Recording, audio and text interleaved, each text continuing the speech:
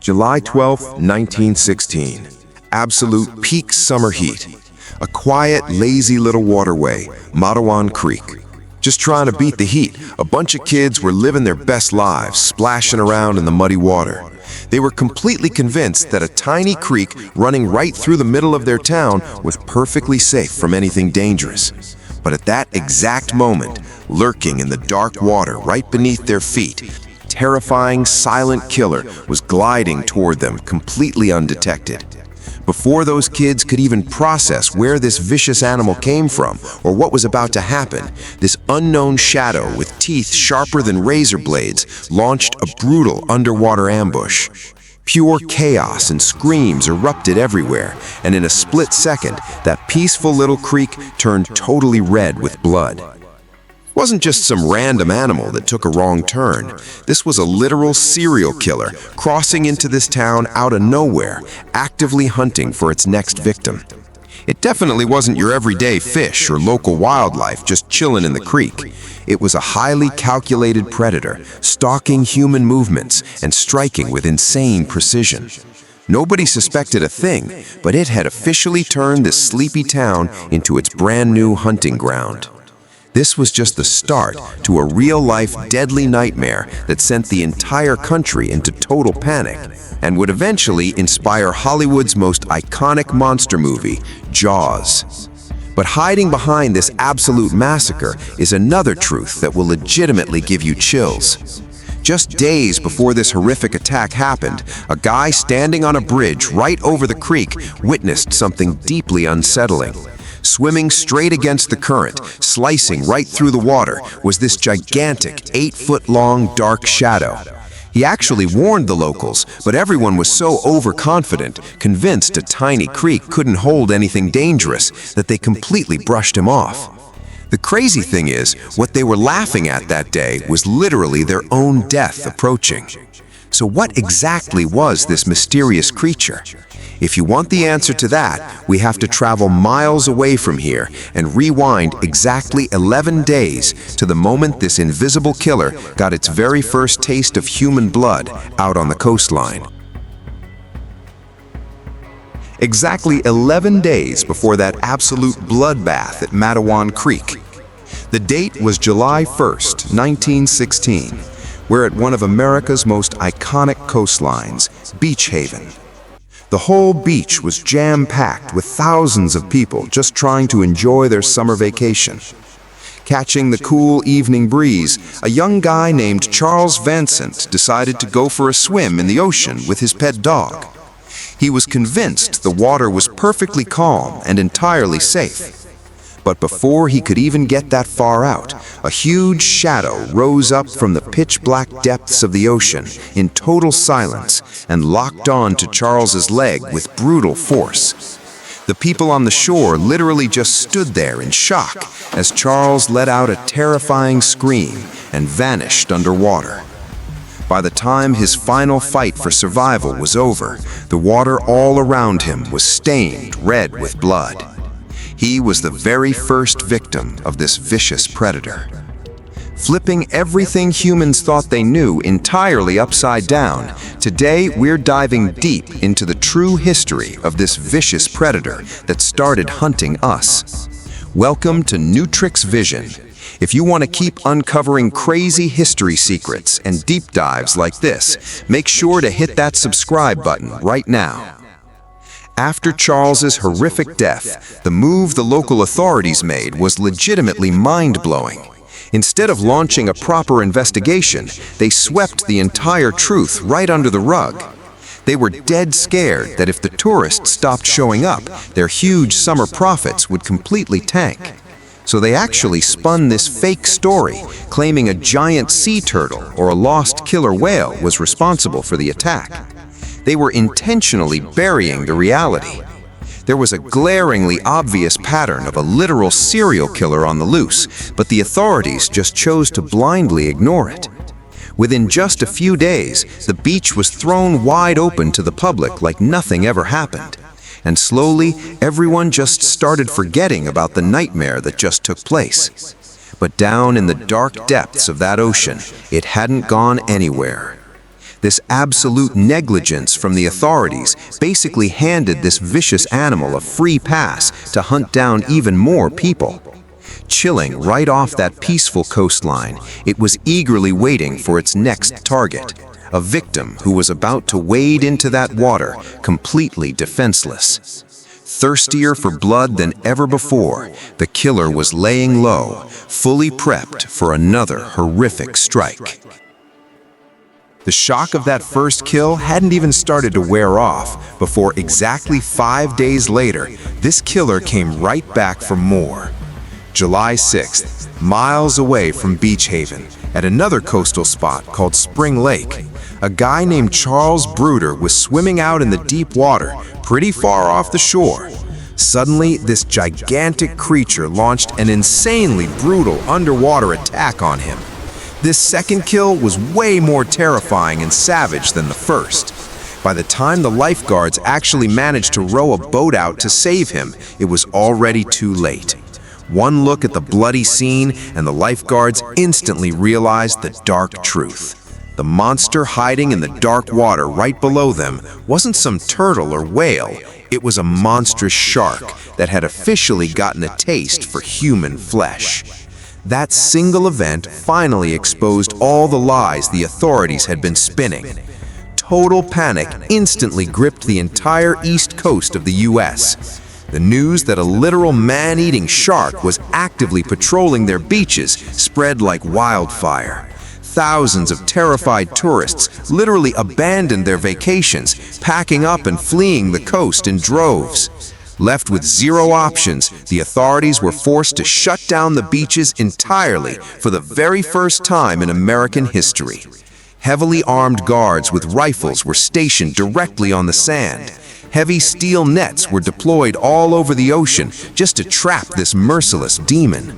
Hundreds of boats packed with armed hunters hit the water, desperately trying to track it down. But nobody could catch this thing. It was basically a mastermind, easily outsmarting all of this heavy-duty ocean security. Slipping right past the hunters, it vanished into the pitch-black ocean without leaving a single trace.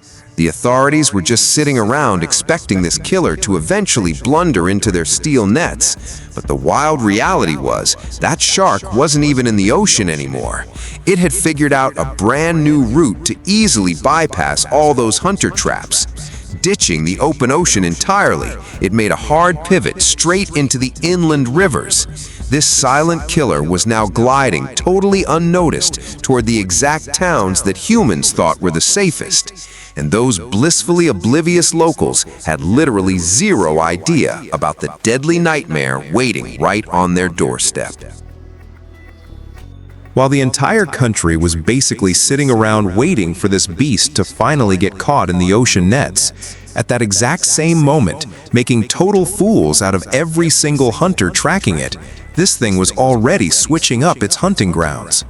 Traveling over 15 miles straight from the ocean, it had somehow infiltrated the narrow freshwater stream of Matawan Creek. How a massive saltwater-only shark managed to survive and navigate up this tiny creek is still a huge mystery to science even today. A captain named Thomas Cottrell desperately tried to warn the locals that this terrifying predator had entered their town. But tragically, no one took his warning seriously, and the price they paid for ignoring such a blatant red flag was pure tragedy. That river attack we talked about at the very beginning, that wasn't just some random accident. On the afternoon of July 12th, an 11-year-old kid named Lester Stillwell, who was just swimming near the old factory by the river, became the killer's next locked-on target. He was just chilling, floating on the surface a little farther out from his friends. The whole area was pin-drop silent. Right below Lester, cutting through that dark, muddy water, the shark was silently closing in on its prey. Suddenly, with insane force, that gigantic shadow shot up from underwater and brutally ambushed him. Seeing Lester, who was happily laughing with them a second ago, get dragged underwater with a blood-curdling scream deeply traumatized his friends. Watching this gruesome horror unfold right in front of their eyes, they just instantly froze, entirely paralyzed in shock. And the very next second, the creek water started turning blood red. Scrambling out of the water for their lives, those kids ran screaming all the way back into town. Hearing that a giant shark just dragged Lester underwater instantly made the townspeople's blood run cold. The terrifying reality was finally hitting them. This invisible killer had dodged all the heavy ocean security and was now hunting in the tiny creek flowing right past their front doors. The second the news of Lester's death hit, the entire town immediately sprinted to the edge of the creek. While everyone else was backing away in pure terror, a 24-year-old guy named Watson Stanley Fisher showed insane courage and dove straight into that muddy water. This shark wasn't just hunting for food anymore. It was purely driven by a vicious obsession to kill. And maybe that's why Fisher almost immediately found Lester's body, just dumped at the bottom of the creek by the killer. But seeing its prey getting taken away, that shark, which was waiting in the dark, lunged at Fisher at full speed. After a truly brutal and terrifying underwater struggle, the monster viciously ripped the flesh right off Fisher's right leg. Due to severe blood loss, Fisher tragically bled out right there in the creek. With Fisher's blood now mixing into the water, the shark's thirst for blood instantly doubled. Barely half an hour later, just a short distance away, another deadly attack happened. This time, the ruthless demon clamped its jaws right onto the leg of a 14-year-old kid named Joseph Dunn. But Joseph's friends were not about to just let him die that easily. The shark was dragging Joseph underwater while his friends were pulling him back toward the shore with everything they had. It was truly a bone-chilling game of tug-of-war with death. Risking their own lives, at the end of this terrifying battle, his friends somehow managed to pull Joseph back onto the bank. His leg was brutally crushed, but miraculously he survived. But these back-to-back attacks entirely shattered the town's sanity. They were fully losing their minds. Now, all that fear had transformed into pure, vengeful rage. Grabbing their guns, spears, and actual dynamite, the entire town descended on the creek's edge. Dead set on not letting this killer leave alive, they started chucking sticks of dynamite right into the water, setting off explosion after explosion. Giant geysers of water blasted high into the air. The echoes from the blasts physically shook the entire town. When the river finally settled down, the locals were 100% convinced that those insane dynamite blasts had blown the monster to pieces. They really thought they had permanently wiped out the demon playing this sick game of death in their town. But by assuming the hunt was over, the townspeople had made a fatal mistake. Cleverly dodging their deadly attacks, that mastermind had already navigated its way out of the creek and was swimming straight toward the huge Raritan Bay. Exactly 2 days after that insane battle at Matawan Creek, July 14th, narrowly surviving the town's dynamite assault, the killer was now swimming entirely free out in the sprawling Raritan Bay. That morning, a guy named Michael Schleiser took his tiny motorboat out into those waters to do some fishing. Turns out he was also a professional lion tamer, a true expert at handling wild animals. Suddenly, something incredibly heavy got violently snagged in his large fishing net. The second Michael tried to pull the net up, that giant killer exploded from the bottom of the bay, blasting water everywhere, and came directly face to face with him. Wildly panicked about being trapped and blindly enraged, the shark launched a terrifying, full-blown attack on Michael's little boat, trying to rip its way out. When it became painfully obvious that this thing was going to smash the boat to pieces and throw him into the water, Michael didn't waste a single second in that life-or-death moment.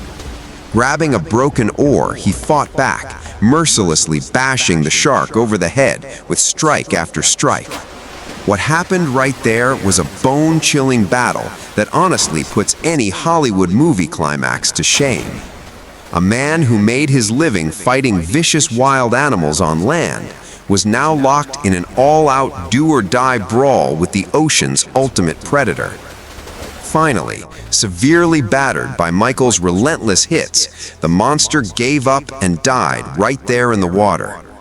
Tying the killer's insanely heavy, blood-soaked body to his boat, he somehow managed to drag it all the way back to shore. It was a terrifying giant shark measuring 7.5 feet long and weighing well over 300 pounds. A huge crowd of hundreds instantly swarmed the beach just to get a look at it once it was brought ashore. They had exactly one way to confirm if this was actually the real serial killer that had been terrorizing America for days. Just like a final post-mortem in a criminal investigation, they sliced the shark's stomach wide open to look inside. And the sight waiting for them inside truly blew the minds of every single person standing there. Inside the shark's stomach, they found human bones and nearly 15 pounds of human flesh. Baffling modern science, this one piece of evidence proved 100% that this was the exact invisible killer that had invaded a freshwater creek just to hunt humans. After Schleicher's heroic victory, the American public could finally breathe a huge sigh of relief. They were fully convinced that the serial killer who painted their coastlines blood red was officially history. The government immediately slammed the case files shut for good. Based on the horrific clues pulled from the captured shark's stomach, they officially confirmed it was a great white shark. But remember that creek we looked at right at the start of this video? A dark secret was still buried right there in Matawan Creek, because a great white shark can strictly only survive in saltwater oceans. The chilling reality is, it's biologically impossible for a great white to travel 15 miles inland and survive in the 100% freshwater of Matawan Creek. Decades later, when modern researchers reopened this case, they stumbled upon a truth that actually shook history to its core. There is only one shark in the entire world that has the ability to survive in freshwater and actively hunt humans, and that's the bull shark, which directly means the shark that infiltrated Matawan Creek and brutally murdered Lester and Fisher was never a great white. It was an incredibly vicious bull shark. If that's true, then whose flesh was actually found inside the stomach of shark Schleicher killed? It is highly possible there wasn't just one, but two deadly killers out there. Or maybe, while the coastal killer got caught, the real mastermind who tasted human blood in that inland creek successfully blinded the authorities and vanished into the dark depths of the river forever. Who was the real killer of Matawan Creek? That is one huge question that remains an entirely unsolved mystery to this day. What is your take on this entire insane event? Let me know your thoughts down in the comments. If you don't have time to type out a long comment, just drop a thumbs up emoji or even a single dot in the comments to show your support. If you enjoyed this video, definitely don't forget to support the channel by using YouTube's Hype This Video feature. For more epic documentaries like this dropping every single week, make sure to subscribe to Neutrix Vision right now. I will catch you next week with another wild deep dive. Until then, stay curious.